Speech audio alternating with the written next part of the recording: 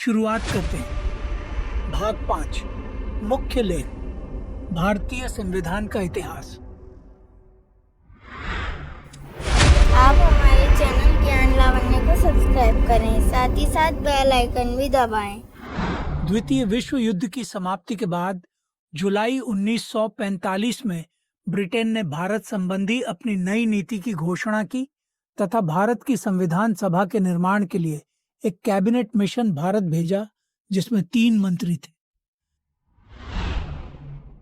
15 अगस्त 1947 को भारत के स्वतंत्र हो जाने के पश्चात संविधान सभा की घोषणा हुई और इसने अपना कार्य 9 दिसंबर 1947 से आरंभ कर दिया। संविधान सभा के सदस्य भारत के राज्यों की सभाओं के निर्वाचित सदस्यों के द्वारा चुने गए थे। जवाहरलाल नेहरू, डॉक्टर भीमराव अंबेडकर, डॉक्टर राजेंद्र प्रसाद, सरदार वल्लभ भाई पटेल, मौलाना अबुल कलाम आजाद आदि इस सभा के प्रमुख सदस्य थे।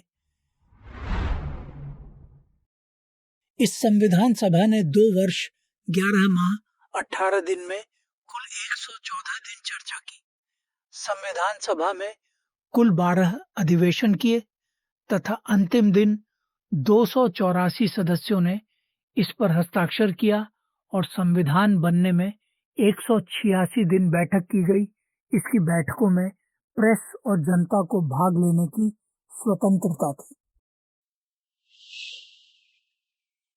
भारत के संविधान के निर्माण में संविधान सभा के सभी 389 सदस्यों ने महत्वपूर्ण भूमिका निभाई। 23 नवंबर 1939 को संविधान सभा ने पारित किया और इसे 26 जनवरी 1950 को लागू किया गया था। इस संविधान में सर्वाधिक प्रभाव भारत शासन अधिनियम 1935 का है। इसमें लगभग 250 अनुच्छेद इस अधिनियम से लिए गए हैं। शुरुआत करते हैं। भाग 6 है भारतीय संविधान की संरचना। यह वर्तमान समय में भारतीय संविधान के निम्नलिखित भाग हैं। एक उद्देशिका, 470 अनुच्छेदों से युक्त 25 भाग 12 अनुसूचियां, 5 अनुलग्नक अपेंडिसेस, 105 संशोधन। अब तक 127 संविधान संशोधन विधेयक संसद में लाए गए हैं, जिनमें से 105 संविधान संशोधन विधेयक पारित होकर संविधान संशोधन अधिनियम का रूप ले चुके हैं। 124वां संविधान संशोधन विधेयक 9 जनवरी 1919 को संसद में 11 सज्जा अनुच्छेद 368 संवैधानिक संशोधन के विशेष बहुमत से पास हुआ,